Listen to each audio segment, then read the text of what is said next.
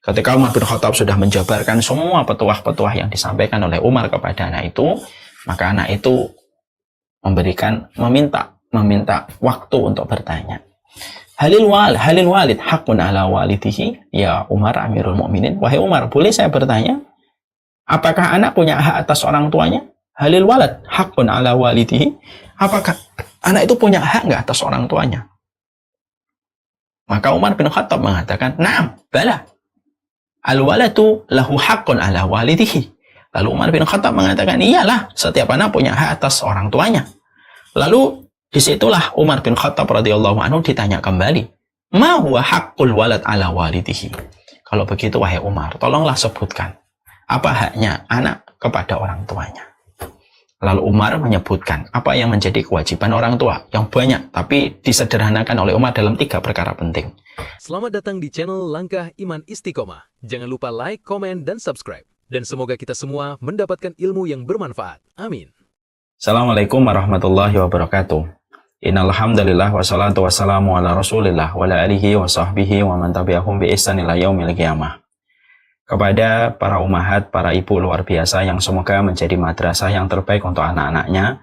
Semoga ibu tidak hanya mengajarkan kebaikan, tetapi juga mengajarkan kebenaran kepada setiap putra dan putri dan keturunan yang Allah amanahkan kepada ibu dan bapak. Hari ini banyak orang tua merasa bahwasanya kita cukup mengajarkan kebaikan kepada anak. Tetapi sejatinya kebaikan itu tidak cukup, karena di dalam kehidupan kita beribadah kepada Allah, kita tidak hanya dituntut menjadi baik, tetapi kita dituntut menjadi benar. Oleh karenanya semoga kita bisa menjadi kepala sekolah kepada bapak-bapak, dan kita bisa menjadi madrasah atau sekolahan yang terbaik untuk anak-anak kita, supaya anak-anak kita mengenali rumpun-rumpun kebaikan dan mereka mengenali pula rumpun-rumpun kebenaran dalam kehidupan mereka. Yang baik tidak boleh berhenti sampai dia menjadi benar, yang benar tidak boleh melunturkan kebaikan, karena kebenaran sejatinya sangat membutuhkan kebaikan, dan kebaikan sangat berhajat besar kepada kebenaran. Semoga setiap bapak-bapak yang ibu miliki pada keluarga kecilnya ibu-ibu, semoga mereka menjadi kepala sekolah yang memiliki kurikulum di dalam kebaikan dan kebenaran. Semoga ibu-ibu yang hadir pada kesempatan pagi ini itu pun menjadi madrasah yang terbaik, mengajarkan kurikulum tentang kebaikan dan kebenaran. Dan kita berharap kepada Allah, Zat yang tidak pernah mengecewakan permintaan tulus dan jujur dari makhluknya kepadanya dalam setiap urusan kebaikan. Dan semoga Allah memberikan kepada kita kebaikan atas apa yang kita lakukan dan apa yang kita doakan. Alhamdulillah, tentunya kita senang sekali pada kesempatan hari ini. Kita senang sekali pada kesempatan pagi ini kita berjumpa di Taman Ilmu. Ini merupakan sebuah kenikmatan yang besar, karena tidak setiap orang diberikan oleh Allah kenikmatan di dalam Taman Ilmu. Kita tentunya paham bahwasanya hati kita merupakan hati yang paling lelah. Hati yang paling letih itu adalah hati kita. Dan sesungguhnya hati kita membutuhkan tempat istirahat. Bintang 5, hotel bintang 5 untuk hati kita adalah taman-taman ilmu. Dan sesungguhnya siapapun mereka yang diberikan oleh Allah anugerah untuk duduk di taman ilmu, pada dasarnya dan sejatinya, dia mengistirahatkan hatinya dari berbagai macam kelelahan dan keletihan. Dan siapapun yang duduk di taman-taman ilmu dan menjadi member aktif pada taman ilmu, maka dia akan mendapatkan petunjuk pada hidupnya, dan dia terbebas dari seluruh blind spot pada kehidupan, yang tentunya blind spot itu tidak akan tercerahkan kecuali kita mendapatkan asupan referensi dari Allah dan Rasulnya. Inilah yang menjadikan kita bersyukur, nikmat yang begitu besar Allah berikan kepada kita kalau kita diberikan ilmu. Ada orang yang mereka diberikan kenikmatan finansial, tetapi mereka tidak diberikan kenikmatan ilmu. Dan kita bersyukur kita diberikan oleh Allah kenikmatan ilmu, supaya ilmu yang kita peroleh pada nikmat yang Allah berikan menghindarkan kita dari tragedi, menghindarkan kita dari musibah. Karena bagi orang, apabila mereka telah mendapatkan ilmu dari petunjuk Allah dan Rasulnya, dia tidak perlu terbentur supaya terbentuk, tetapi dia sudah terbentuk sebelum terbentur dengan ilmu dan referensi dan nasihat yang didapatkan dari Allah dan Rasulnya. Kepada Allah kita bersyukur atas nikmat yang begitu besar pada kenikmatan duduknya kita pada taman ilmu. Kepada Allah kita bersyukur, dan kepada Allah kita menggantungkan harapan. Semoga kita senantiasa dijadikan hamba yang bersyukur kepadanya dalam segala setiap urusan kebaikan kita. Amin insyaallah. Ada trouble di internetnya nggak, nak? Aman? Iya. Ini kok di gambar saya agak kabur ya? Enggak ya? Di sini koneksi lah. Koneksinya agak bermasalah nggak? Koneksi lancar. Lancar. Ya sudah, yang penting koneksi lancar. Aman Ustaz. Aman ya, alhamdulillah. Di sini agak tersendat-sendat Ibu di studio. Kita pada kesempatan hari ini akan membicarakan sebuah tema yang sebenarnya tema ini adalah tema menasehati diri saya sendiri. Karena tema ketika bicara tentang orang tua sebenarnya tidak ada di antara kita yang sempurna untuk menyampaikan materi ini. Kalaulah ada orang yang paling sempurna di dalam menyampaikan materi ini adalah Rasulullah SAW, yang tentunya telah sempurna dan telah memiliki sifat maksum pada kehidupan beliau, bukan hanya menjadi nabi, bukan hanya menjadi rasul, tapi bagaimana beliau maksum ketika menjadi orang tua. Adapun kita hanyalah serpihan manusia-manusia yang memiliki banyak kekurangan. Dan membicarakan tentang tema jangan menjadi orang tua durhaka, sebenarnya ini merupakan tema yang dibutuhkan oleh siapapun. Jenggotmu panjang, jenggotmu pendek, kamu rajin ibadah, kamu tidak rajin ibadah. Pada dasarnya kita sangat membutuhkan materi dan tema ini untuk menasihati kita, supaya kita tahu apa yang harus kita koreksi, apa yang harus kita evaluasi, terutama ketika kita telah menjadi orang tua. Tentunya kita paham ya, menjadi orang tua itu memiliki 3 perkara yang tidak boleh diremehkan. Karena pernikahan itu bukan hanya sekedar urusan biologis. Pernikahan itu bukan hanya urusan di atas ranjang. Tetapi sesungguhnya pernikahan itu memiliki kewajiban, ada komitmen yang harus kita penuhi, dan tentunya ada konsekuensi yang harus kita hadapi ketika kita menjadi orang tua di dalam pernikahan yang kita selenggarakan dengan izin Allah. Nah, inilah yang menjadikan kita di antara bentuk komitmen kita ketika kita menjadi orang tua, kita harus membuka telinga kita membuka hati kita, supaya kita mendapatkan sentilan-sentilan yang disampaikan Allah dan Rasul-Nya untuk saya secara khusus, untuk kita semuanya, supaya kita mampu mengevaluasi apa yang salah. Orang yang baik itu bukanlah orang yang tidak punya kesalahan, baik ketika menjadi muslim ataupun menjadi orang tua. Tetapi seorang muslim yang baik, orang tua yang baik itu adalah ketika dia melakukan kesalahan, dia segera mengevaluasi, dia segera bertaubat dan memperbaiki diri. Dan solih itu adalah mereka yang senantiasa rajin untuk memperbaiki dirinya pada setiap proses kehidupan yang dia lewati. Inilah tema yang kita bahas, jangan menjadi orang tua yang durhaka. Dan ini sebenarnya materi yang cukup sangat berat untuk kita semuanya. Sebelum kita secara spesifik menyampaikan materi ini, tentunya ada beberapa poin yang kita sepakati terlebih dahulu. Karena poin kesepakatan ini akan sangat membantu kita untuk menerjemahkan setiap untaian nasihat yang kita baca di dalam Al-Quran dan setiap untaian nasihat yang kita baca di dalam hadis. Anggaplah poin-poin prolog ini menjadi sebuah landasan. Ibaratnya pesawat terbang ada landasannya. Untuk kita pahami dulu, kita sepakati dulu. Supaya dengan poin-poin kesepakatan pada prolog yang akan kita bicarakan, memudahkan dan meringankan bagaimana kita memahami keinginan kita supaya tidak menjadi orang tua yang durhaka. Poin yang pertama yang kita harus pahami adalah, sesungguhnya kita harus paham bahwasanya anak yang kita miliki pada kehidupan kita, pada dasarnya anak itu tidak minta supaya dilahirkan kepada kita.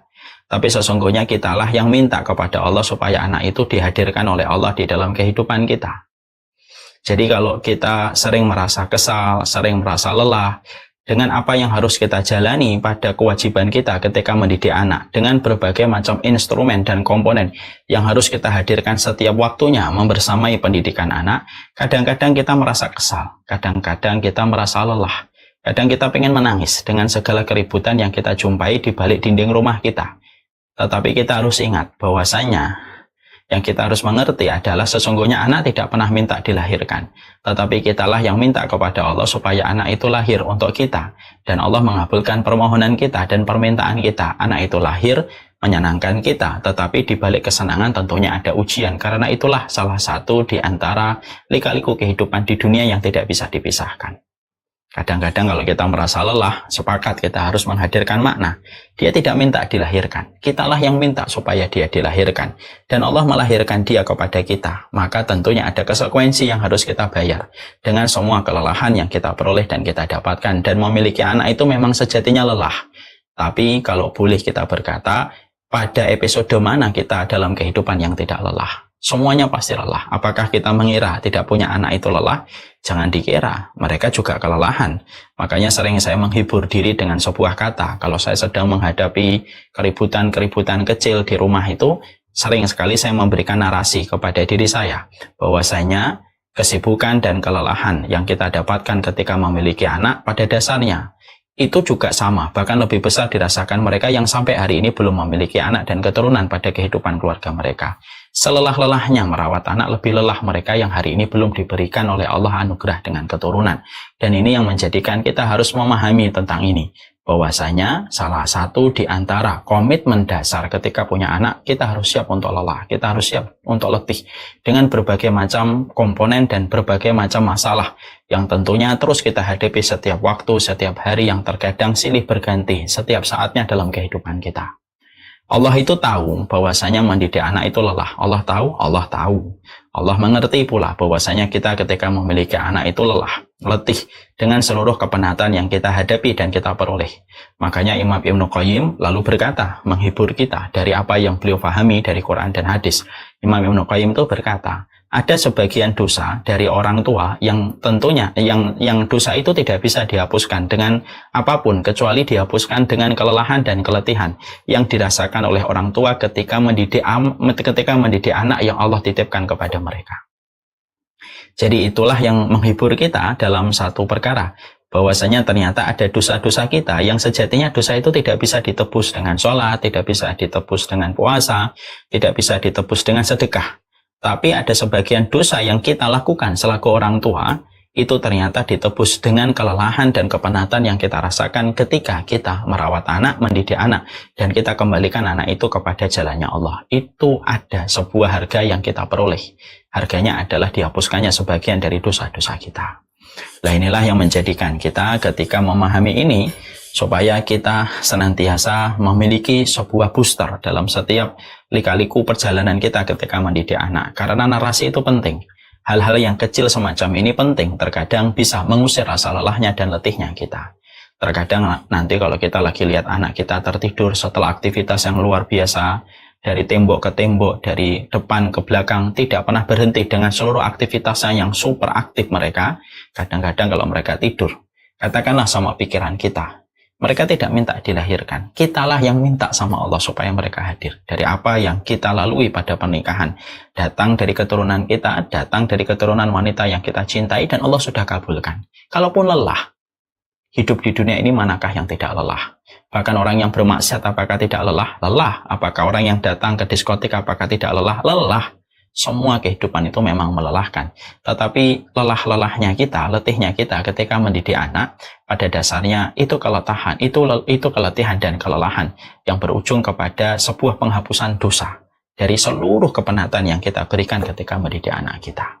Ini harus kita pegang betul-betul supaya kita jangan sampai terseret arus dengan adanya berbagai macam tingkat depresi, frustasi ketika memiliki anak.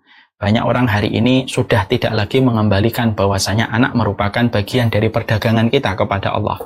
Kita ini kan pedagang, ya. Barang dagangan kita adalah ketaatan, pembelinya adalah Allah, alat tukarnya adalah surga.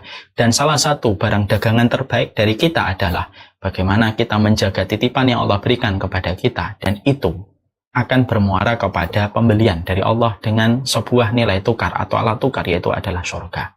Inilah yang menjadikan kita paham. Makanya tolong diingat apa yang dikatakan oleh Imam Ibnu Qayyim. Ada sebagian dosa, ada sebagian maksiat yang kita lakukan dan kita kerjakan, di mana sebagian dosa dan sebagian kemaksiatan itu tidak pernah terhapuskan kecuali dengan kelelahan dan keletihan ketika kita mendidik anak-anak kita. Ini poin pertama, supaya kita paham, supaya kita mengerti pada apa yang kita harus berikan pada kehidupan ini. Yang kedua, tentunya ada poin yang kedua yang juga tentunya sangat penting di dalam proses bagaimana kita mendidik anak kita.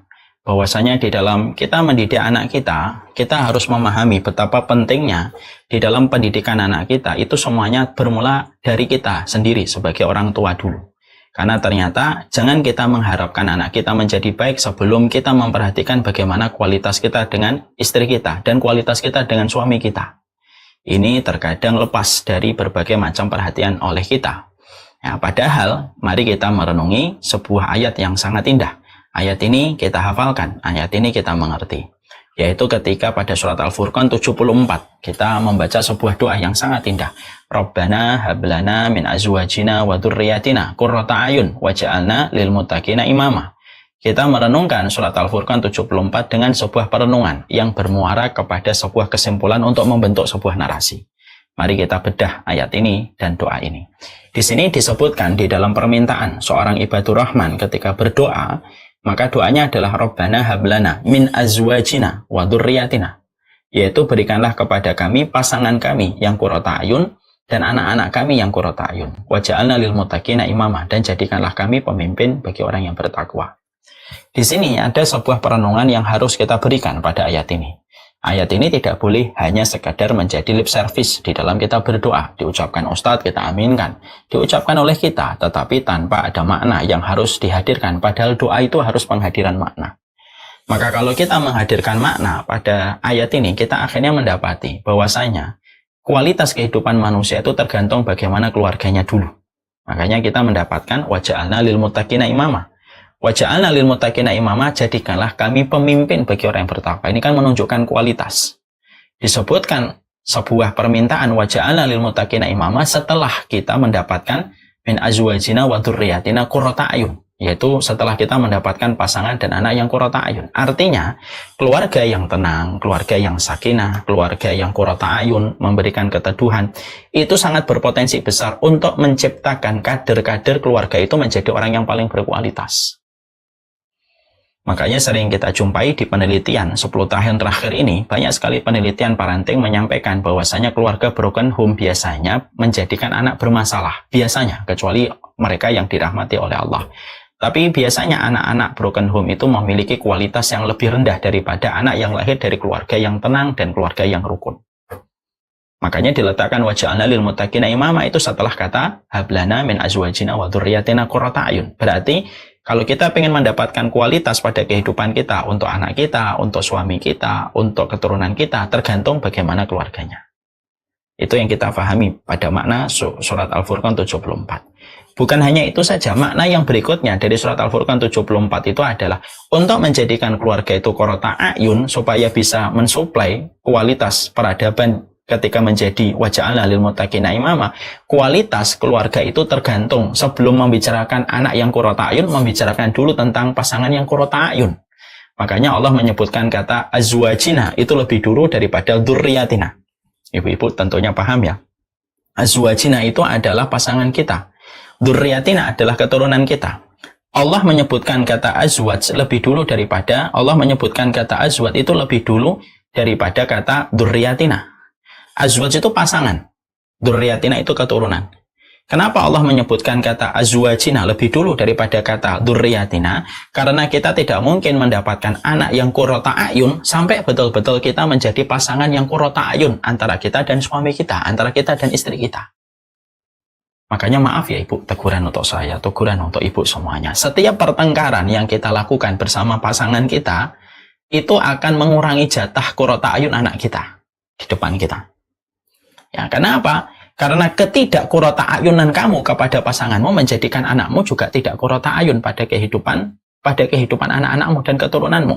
Dan itulah yang menjadikan kita akhirnya memahami ternyata di dalam sebuah pernikahan itu sangat dibutuhkan sebuah ketenangan. Ketika kita menjadi suami istri, ketenangan ketika kita menjadi suami istri akan mempengaruhi bagaimana anak kita. Makanya sebelum kita meluapkan emosi kita kepada istri kita, meluapkan emosi kita kepada suami kita, ingat loh, keguncangan yang ditimbulkan dari orang tua menimbulkan keguncangan bagi kehidupan anak. Karena Allah menyebutkan kata azwaj lebih dulu daripada kata dzurriyah. Kalau kamu menjadi pasangan yang qurrata ayun, anakmu menjadi qurrata ayun untuk kalian berdua. Tapi kalau kalian tidak saling memberikan qurrata ayun, maka anak kalian pun tidak bisa menjadi qurrata ayun. Itu tergantung bagaimana kita berkomitmen di dalam menjalani kehidupan berumah tangga atas nama ibadah. Dengan cinta yang Allah anugerahkan kepada kita, di mana kita komitmennya bukan saling menang-menangan, tetapi saling mengalah. Bukan untuk mencari pemenang, tetapi untuk mencari kebaikan dari qurrata ayun yang kita inginkan. Ini kita harus pahami, ya. Karena ini yang terkadang sering kita lupakan. Kita selalu tidak memasukkan komponen kerukunan kita dalam masalah kualitas anak.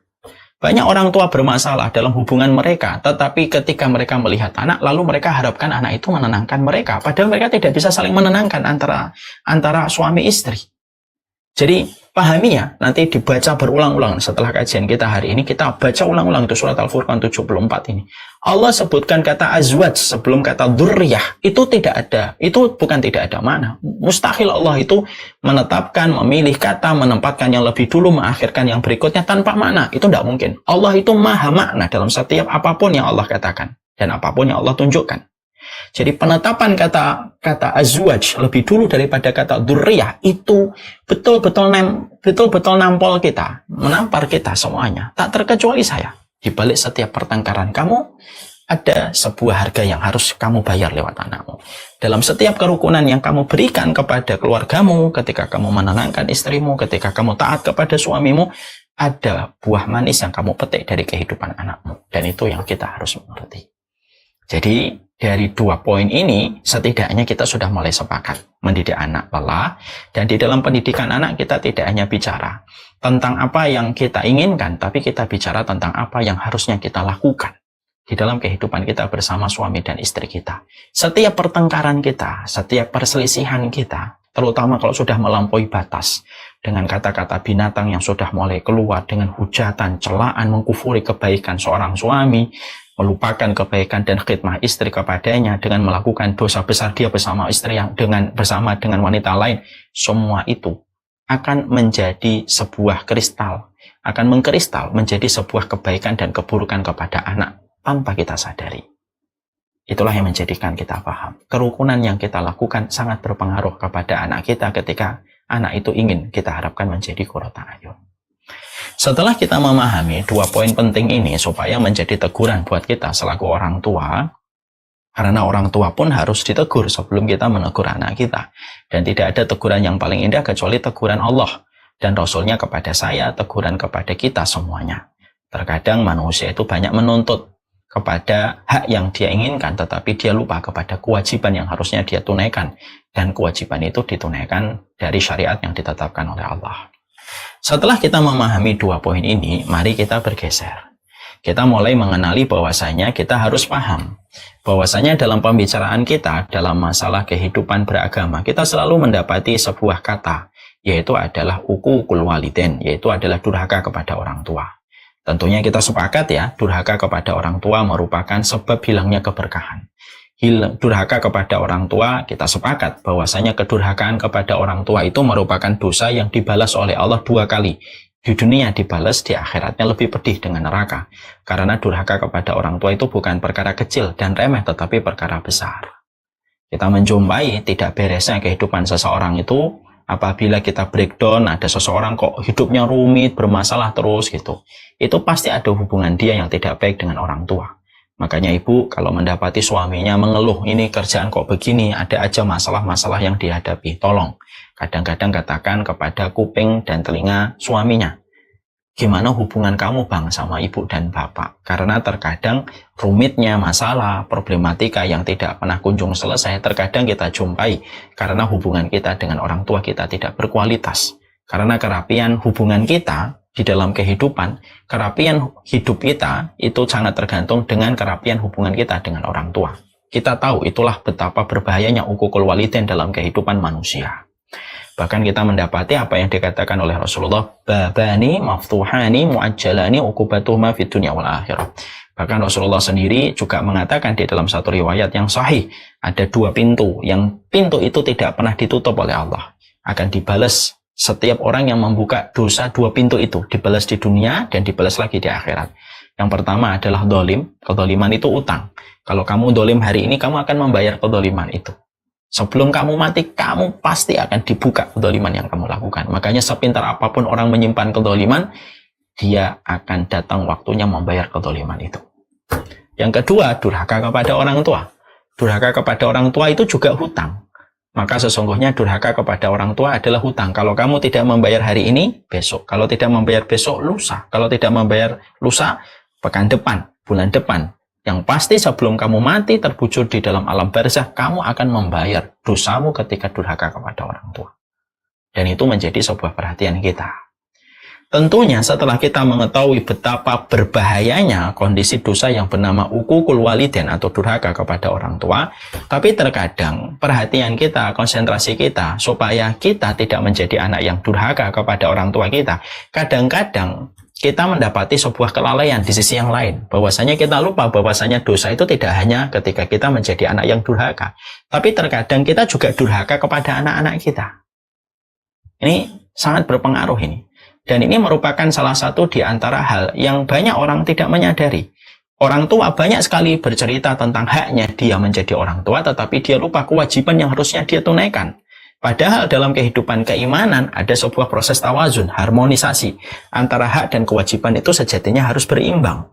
Makanya terkadang disinilah kita mendapati sebuah dialog antara seorang Umar bin Khattab sebagai khalifah dengan rakyatnya, yang mana dialog ini memberikan banyak pelajaran untuk kita, terutama pada tema yang akan kita bahas, yaitu menjadi orang tua yang durhaka.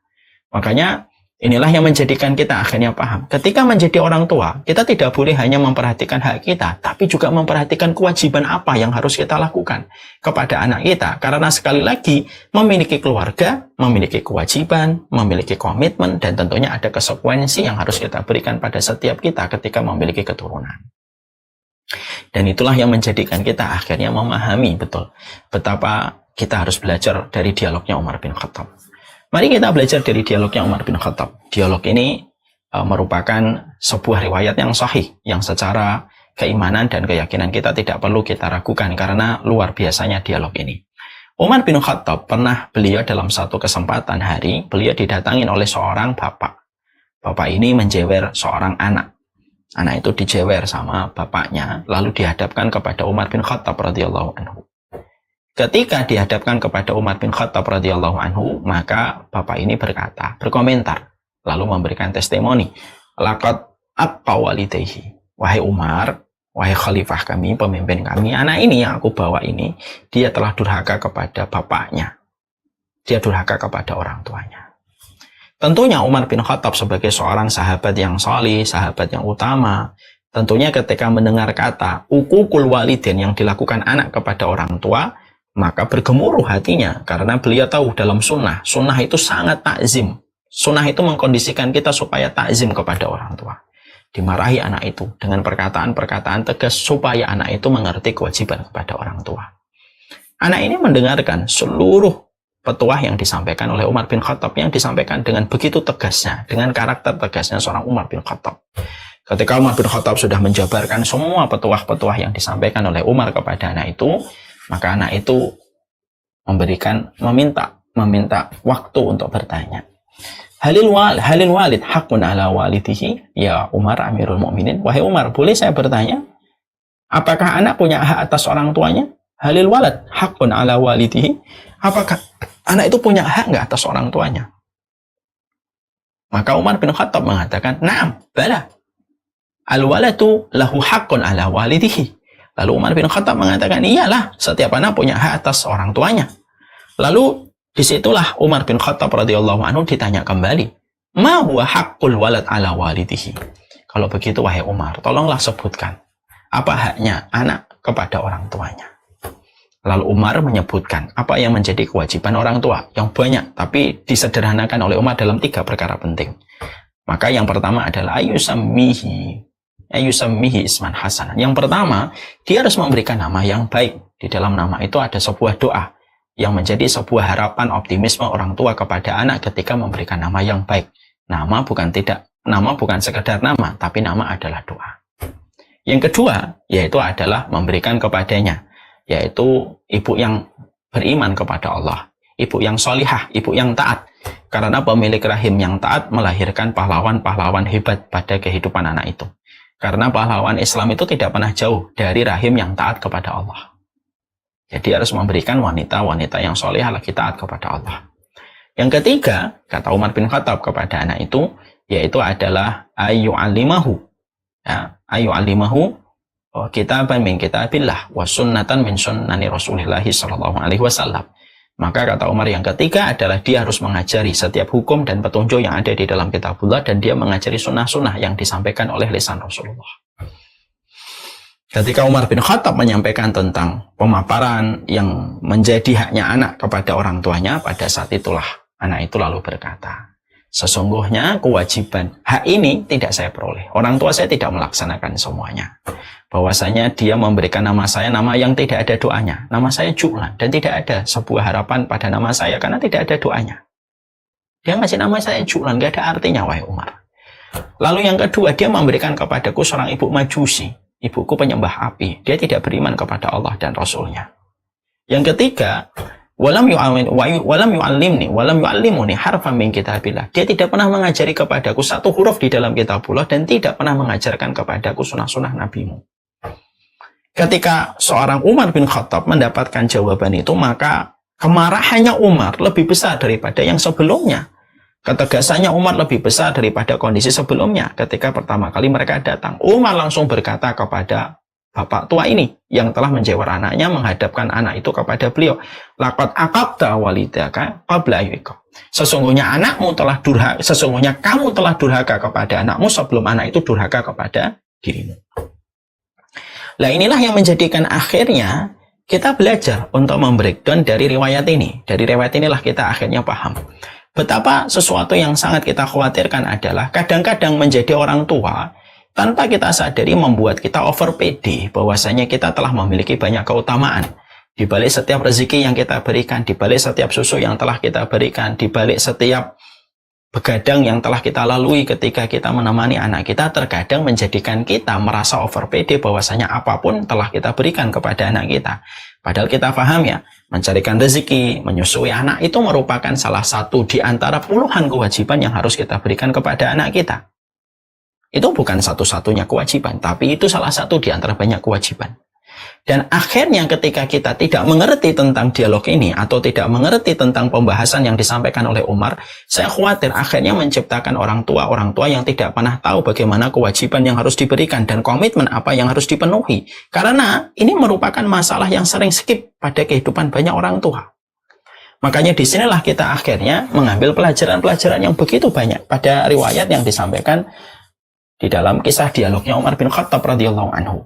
Maka inilah yang menjadikan kita harus memahami betapa besarnya kewajiban kita kepada anak ketika kita merenungkan apa yang menjadi dialog. Sekarang apa poin-poin penting, Ustaz, dari pembahasan dialog yang terjadi antara Umar bin Khattab dengan orang tua yang telah durhaka kepada anak? Yang pertama yang kita harus pahami adalah disinilah kita harus mengerti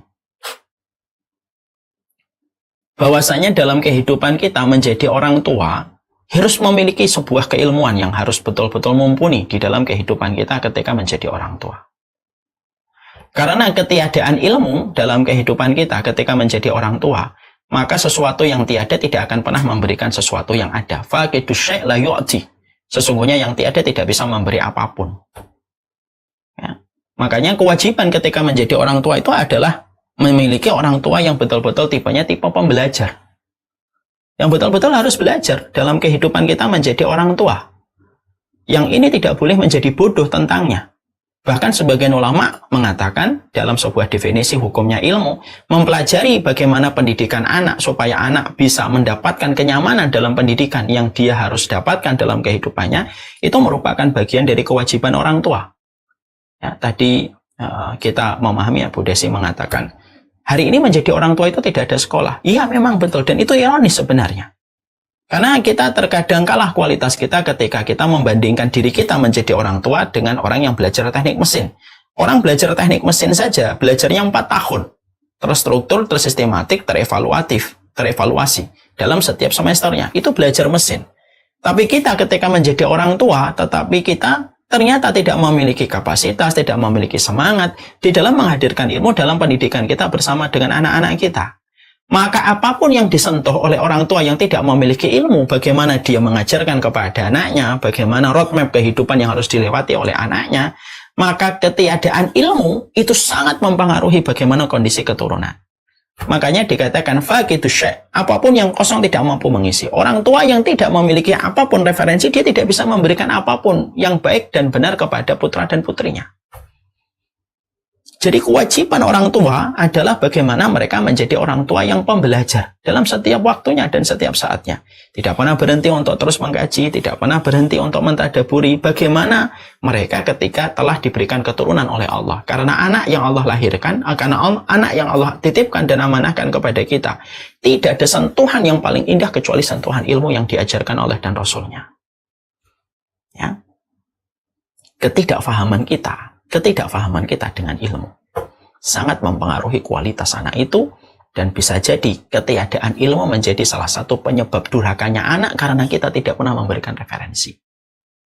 Ya. Jadi ketika ada orang tua, mereka tidak pernah mengkaji ayat, tidak pernah mengkaji hadis tentang masalah anak, pada dasarnya mereka telah memiliki sebuah dosa dari durhakanya mereka ketika tidak memiliki referensi. Bagaimana sebuah kurikulum akan dibangun? Bagaimana sebuah garis besar haluan anak akan dirumuskan kalau mereka menjadi orang tua yang tidak paham tentang petunjuk Allah dan Rasulnya? Makanya sampai para ulama berkata, kebodohan orang ketika menjadi orang tua itu kebodohan yang lebih parah daripada kebodohan dia ketika masih seorang diri. Kalau ada seorang diri bodoh tentang petunjuk kehidupan, hanya kerugian berpulang kepadanya. Ini pun sudah dosa besar. Tapi ketika orang tua mereka tidak memiliki petunjuk ilmu, maka kebodohan dirinya bukan hanya merusak kehidupan mereka, tapi merusak kehidupan anak-anaknya. Karena anak-anaknya tidak ngerti apa yang harus dijalani pada kehidupan ketika orang tuanya tidak memiliki ilmu.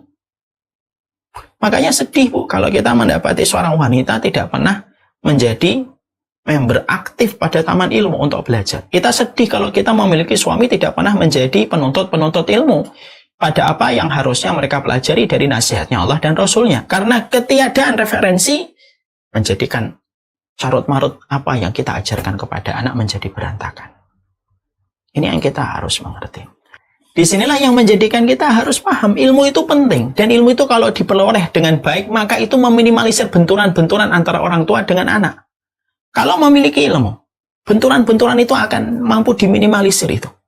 Ketika kita memahamkan kepada diri kita betapa pentingnya ilmu. Makanya kita harus merenungkan apa yang dikatakan oleh Imam Syafi'i, al-ilmu nurun.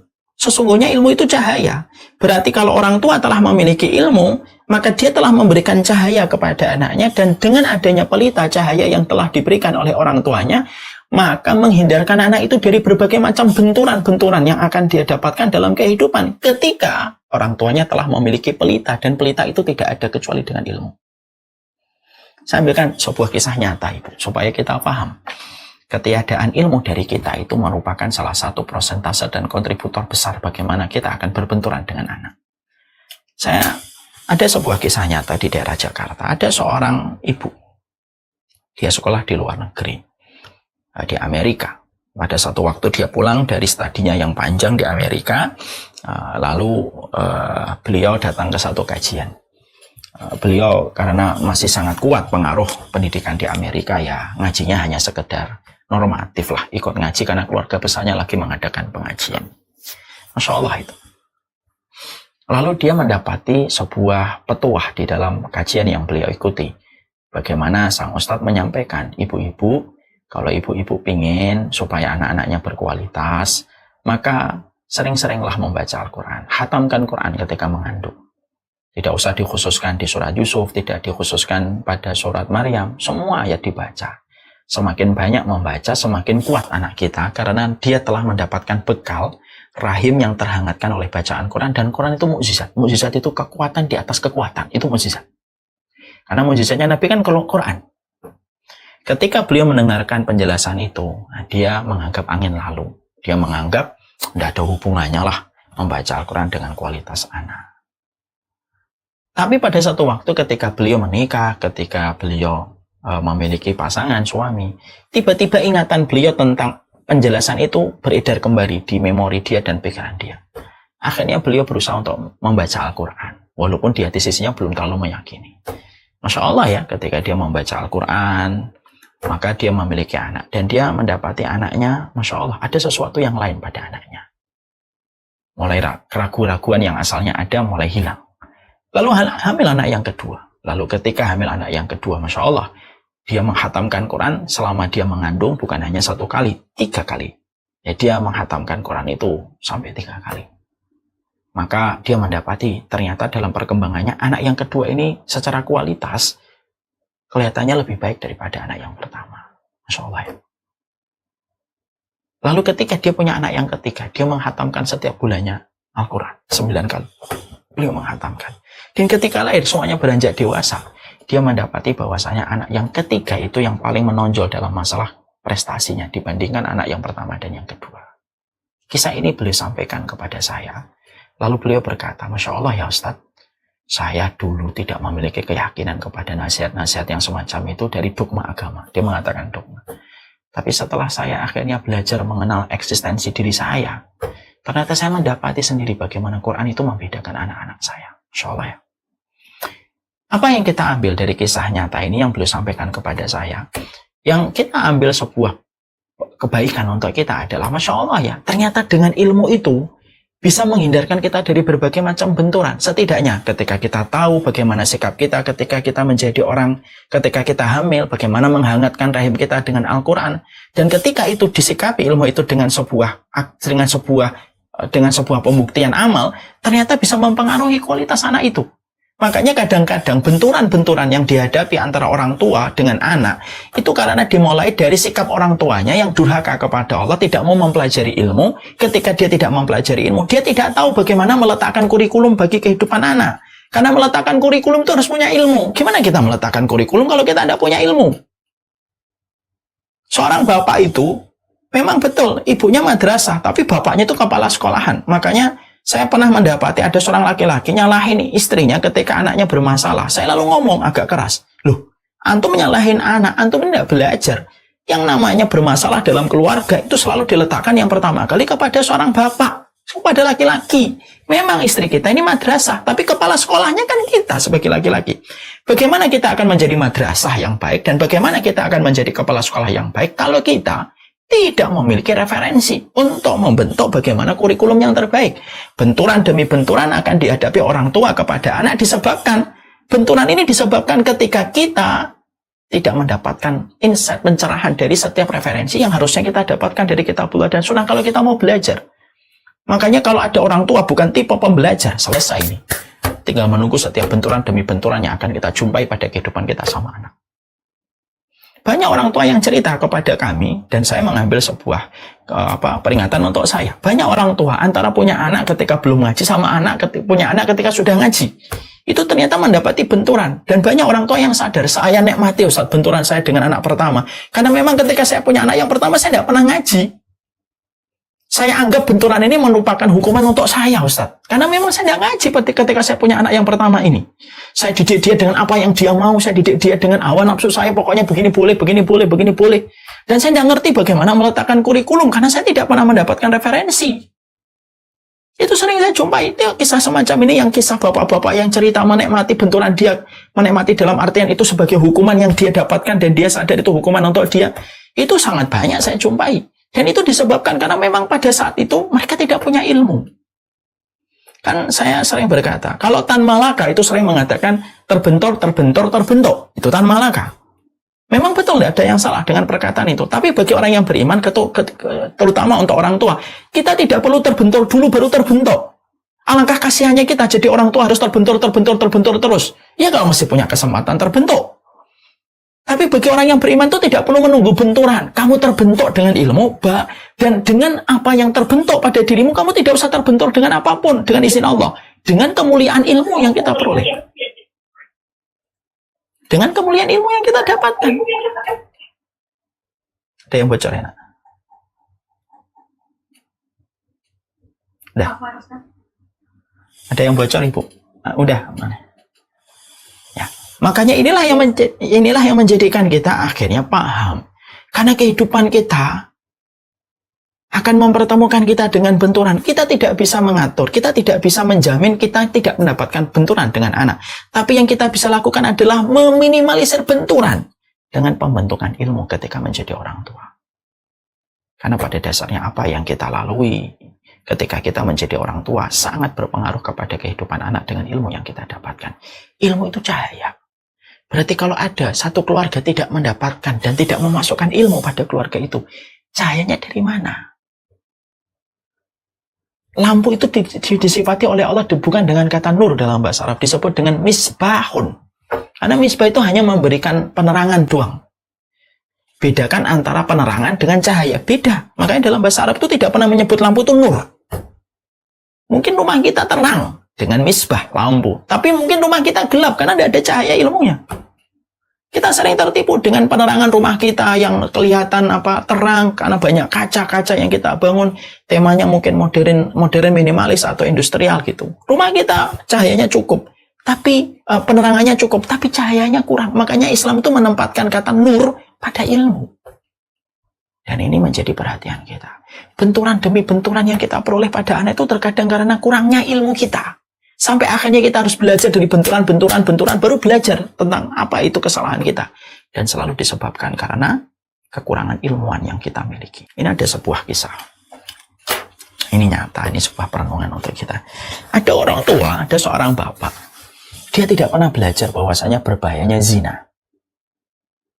Terkhusus dan terutama ketika dia punya anak perempuan. Karena jauhnya dia dari nasihat, jauhnya dia dari teman yang solih, jauhnya dia dari tempat-tempat kajian, menjadikan dia dipengaruhi oleh lingkungan yang buruk. Kita tentunya berlindung diri ya, kondisi hari ini zina itu sudah dianggap menjadi barang yang sepele. Tidak menutup mata kita, gratifikasi sekarang pun tidak lagi berupa uang, tapi gadis-gadis yang bisa dizinai yang dipesankan secara khusus. Na'udzubillah min dzalik. Ada seorang bapak. Na'udzubillah min dzalik. Nasallallahu alaihi wasallam. Na'udzubillah min dzalik. Nasallallahu alaihi wasallam. Maaf ya. Kita berlindung diri. Ada seorang bapak yang dia hidup dalam pengaruh yang buruk. Tidak punya ilmu, tidak dapat nasihat. Di awal-awal kehidupan beliau memiliki posisi yang cukup mentereng dengan berbagai macam kemudahan materi yang dia peroleh. Materi yang berlimpah ditambah dengan pengarah yang buruk, nah itu toksik betul itu. Sudah uangnya banyak, lingkungannya nggak baik. Nah itu udah beracun banget itu sebenarnya. Beliau memiliki uang yang banyak dengan posisi mentereng. Kondisi di lingkungannya, kondisi yang terbiasa untuk berjudi, terbiasa untuk keluar negeri dengan berbagai macam yang dilakukan. Dan tentunya terbiasa dengan sebuah perzinahan, booking perempuan. Nah untuk kita ini kali. Sampai akhirnya melakukan perzinahan. Waktu berjalan. Dan kita paham ya secara ilmu. Oh ternyata zina itu kan kita mengetahui dari perkataan Imam Syafi'i. Zina dainun. Wa qadauhu fi ahli. Zina itu utang. Dan cara membayar hutang itu adalah dengan dizinai keluarganya kalau dia tidak bertaubat. Maka pada saat itu dia belum bertaubat. Sampai satu waktu dia mendapati putrinya sudah semakin besar. Dan satu waktu putrinya berzina. Dan sudah hamil sebelum perzinahan. Dan sudah hamil sebelum pernikahan. Beliau dalam kondisi kayak disambar geledek di siang hari. Ya, beliau marah besar. Marah dia kepada laki-laki yang menzinai putri yang dia cintai. Dia sayangi gitu. Maka sang laki-laki ini tentunya tetap mau bertanggung jawab. Dalam tanda kutip walaupun itu sebenarnya bukan tanggung jawab ya kalau kayak gitu ya. Tapi masyarakat kita sudah menyebut dengan kata bertanggung jawab. Ya sudah akhirnya laki-laki itu menikah. Dalam perjalanan dia ketika dia mendapati perjalanan keluarga anaknya tidak baik, sering bertengkar karena dimulai dari satu dosa yang dilakukan oleh mereka. Sang bapak ini berpikir panjang gitu. Sampai pada satu waktu sang bapak mendengarkan sebuah kajian tentang masalah zina. Disitulah dia baru tersadar, menangis panjang gitu. Bahwasanya perbuatan zina yang terjadi dan menimpa kepada anak ada hubungan erat dengan perzinahan yang dia lakukan. Lalu beliau berkata, kalaulah saya tahu zina itu utang dan saya sadar saya punya anak perempuan, pastilah saya akan menarik tuas rem saya dalam-dalam supaya saya tidak berzina. Ketika saya tahu zina itu akan menjadi hutang dari keluarga saya. Ini kan Masya Allah ya. Ini menjadi sebuah pelajaran. Ilmu itu cahaya. Jadi sekali lagi bahwasanya kita menjadi orang yang beriman. Tidak perlu terbentur baru terbentuk. Terbentuk sebelum ada benturan. Kalau kita paham ilmunya. Jadi kita paham, kita harus ngerti bagaimana kita di dalam meletakkan apa yang kita letakkan untuk anak kita. Makanya tidak ada pemandangan paling indah bagi orang tua, kata para ulama. Kecuali pemandangan paling indah orang tua di hadapan Allah adalah orang tua yang mereka belajar Orang tua yang mereka beribadah bersama dan mereka belajar untuk terus memperbaiki kualitas kehidupan mereka. Kepala sekolah itu butuh ilmu. Madrasah juga butuh ilmu. Lah kalau mereka tidak memiliki ilmu dua komponen besar ini, bagaimana kita akan mendapati apa yang harus kita lakukan? Orang tua yang dimarahi sama umat itu karena nggak ngerti ilmu. Dia menikah sama majusi. Kan jelas ya, ini nggak ngerti ilmu. Kalau dia ngerti ilmu, dia nggak akan nikah sama majusi. Dia nggak ngerti bagaimana fikihnya menamakan anak. Makanya dinamakan anaknya itu jualan. Kalau dia ngerti bahwasanya nama itu doa, dia nggak akan ngasih namanya anaknya jualan. Mungkin ngasih nama anaknya Abu Bakar, Zaid, atau namanya Muhammad. Nama-nama yang berisi di dalamnya doa. Kalau dia adalah orang yang paham ilmu, tentunya dia akan mengajarkan setiap huruf kepada anaknya. Yu'allimuhu harfa min kitabillah. Dia akan mengajarkan setiap huruf yang ada di dalam kitabullah kepada anak. Karena orang tuanya bodoh, tidak ngerti tentang fikih bagaimana memberi nama, tidak paham fikih dalam pernikahan, dia menikahi majusi, dia tidak paham kitabullah dan sunnah sama sekali, dia nggak paham, cara membacanya tidak ngerti, cara membaca artinya tidak pernah, cara mentadaburi Qur'annya juga tidak pernah. Nah, terus gimana dia akan mengajarkan? Karena sesuatu yang kosong tidak akan pernah bisa mengisi, kan?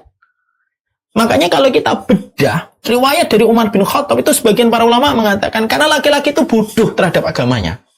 Makanya ketika dia bodoh dengan agamanya, dia nggak ngerti caranya nikah, dia nggak ngerti caranya ngasih nama anak, dia nggak ngerti cara mengajarkan Quran kepada anak. Makanya itulah yang menjadikan kita memahami ketika bicara kedurhakaan orang tua kepada anak, sampai akhirnya mengalami benturan demi benturan yang luar biasa, menguras energi, menguras pikiran kita ketika bertengkar sama anak. Maka sesungguhnya di situ sudah ada sebuah dosa besar, yaitu ketika orang tua itu tidak paham ilmu. Tidak paham ilmu. Akhirnya apa? Ya terus semacam itu dia. Terus dia hidup dalam keinginannya, kemauannya. Hidupnya hanya dipenuhi dengan keinginan-keinginan yang didasarkan kepada hawa nafsu. Sudah selesai. Tidak pernah lebih daripada itu. Dan itu menjadi masalah untuk kita. Inilah pentingnya kita untuk ngerti ilmunya. Kita harus paham ilmunya. Kita harus meletakkan bagaimana ilmunya yang benar. Yang kedua, poin yang penting yang kita petik dari riwayat Umar bin Khattab radhiyallahu anhu, dari kisah yang terjadi, disitulah kita paham, disinilah kita akhirnya mengerti bahwasanya ketaatan kita selaku orang tua sangat berpengaruh kepada kualitas kebaikan anak-anak kita. Makanya orang tua tadi sesak, ya, dia sesak dadanya ngelihat kelakuan anak. Dia sesak dadanya, makanya dia sampai seret anaknya menemui Umar bin Khattab radhiyallahu anhu. Tanpa kita sadari, rasa sesak di dada yang kita rasakan dari polanya anak itu akibat dari akibat dan merupakan bayangan dari apa yang kita lakukan pada keseharian hidup kita. Saya berulang-ulang menyampaikan ya, menjadi sebuah perenungan untuk saya. Anak itu bayangan. Kita selaku orang tua adalah bendanya. Benda tidak akan lurus kalau bayangan bengkok. Kalau bendanya bengkok, bayangan pun bengkok. Tapi kalau bendanya lurus, maka bayangan itu lurus. Bayangan itu anak kita. Bayangan itu adalah anak kita. Bendanya itu adalah kita sendiri, selaku orang tua. Makanya ketika seseorang di dalam kehidupan ini tidak memperbaiki hubungan dia dengan Allah, maka sesungguhnya dengan apa dia bisa meminta kepada Allah supaya Allah menjaga anaknya. Karena kaidahnya sederhana, ihfadillah yahfadka, jagalah Allah maka Allah yang akan menjaga anakmu. Ketaatan kitalah yang akan menjaga anak-anak kita. Makanya saya selalu menyampaikan ada dua waktu yang kita harusnya menarik tuas rem kita supaya berhenti dari dosa. Saya itu selalu berkata gini sama anak-anak muda gitu, sama anak muda yang baru hijrah gitu. Saya selalu sampaikan begini, Bu.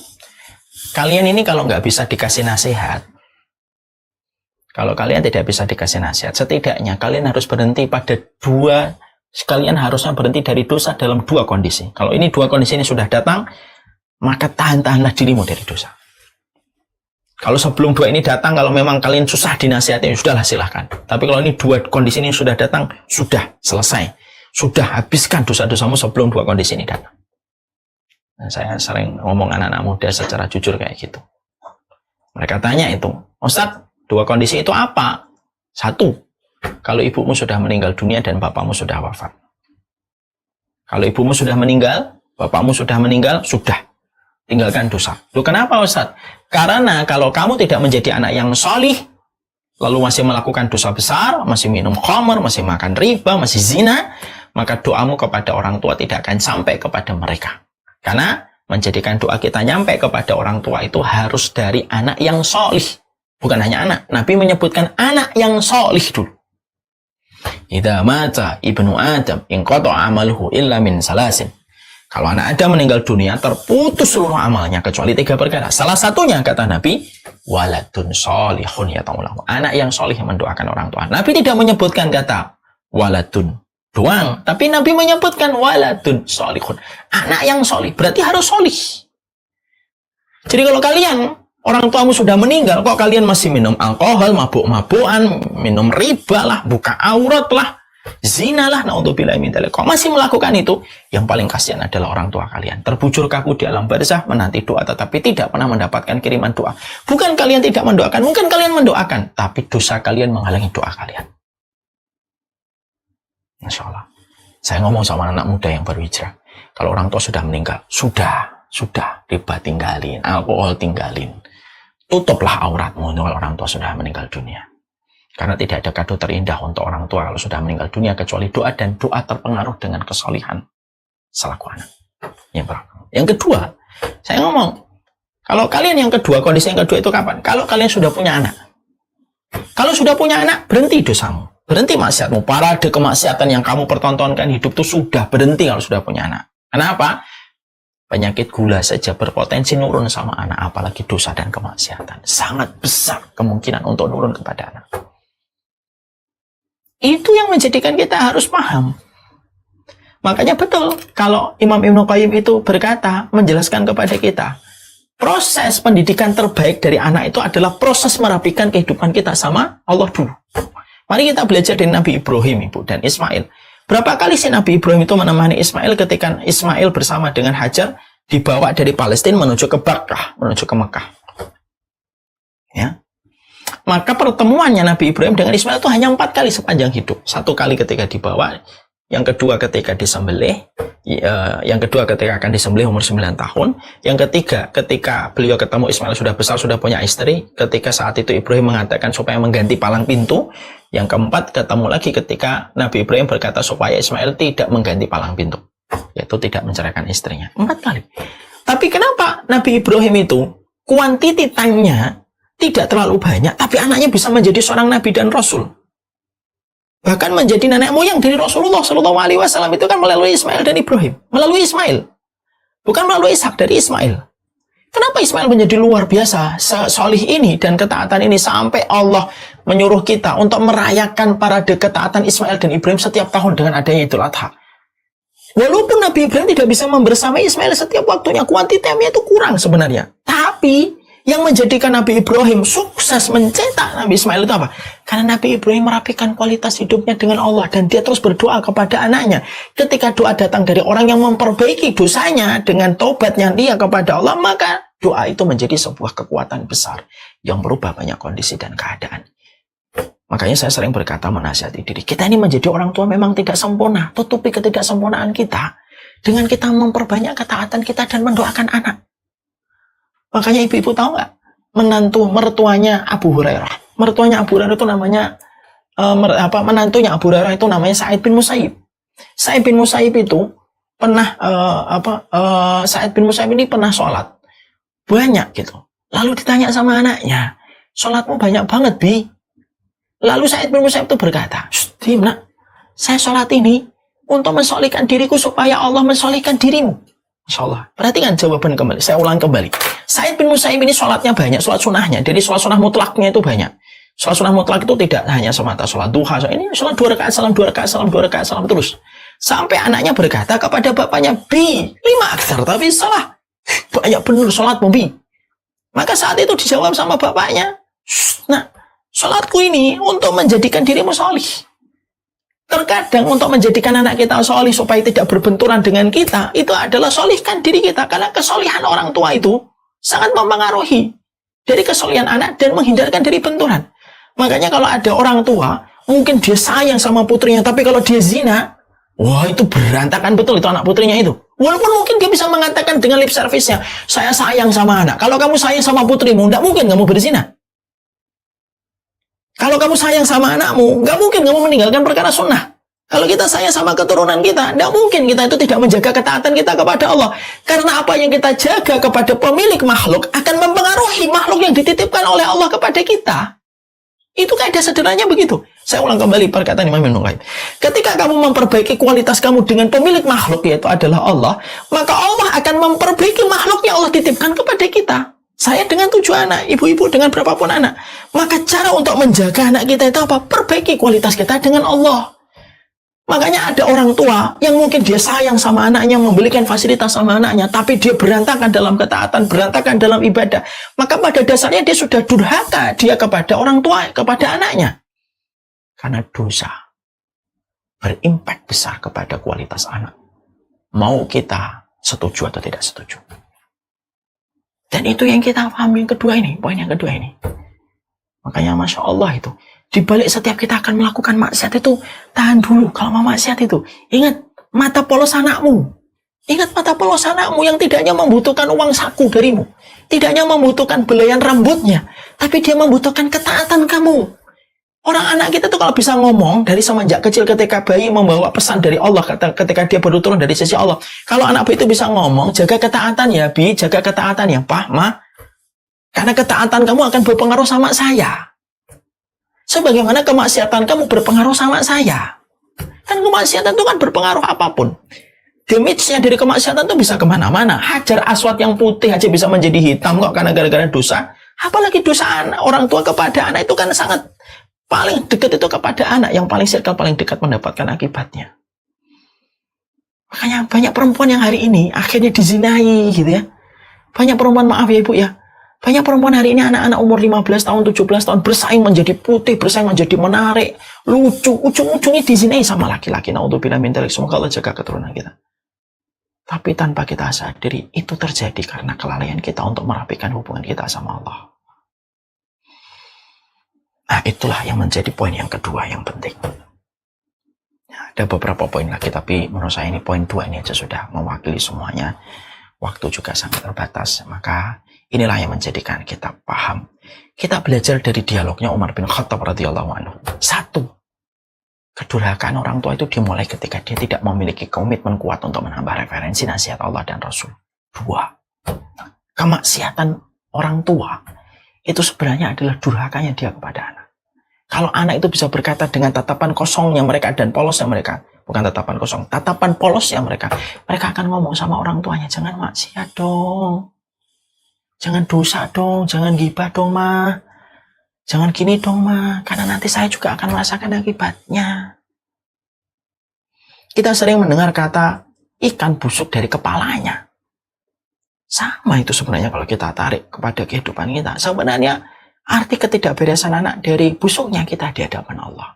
Naudzubillah min dzalik. Sallallahu ala nabiyina Muhammad walhamdulillahirabbil alamin.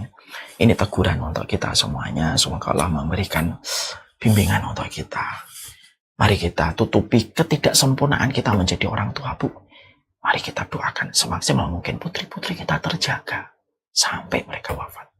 Anak-anak kita terjaga dari berbagai macam dosa.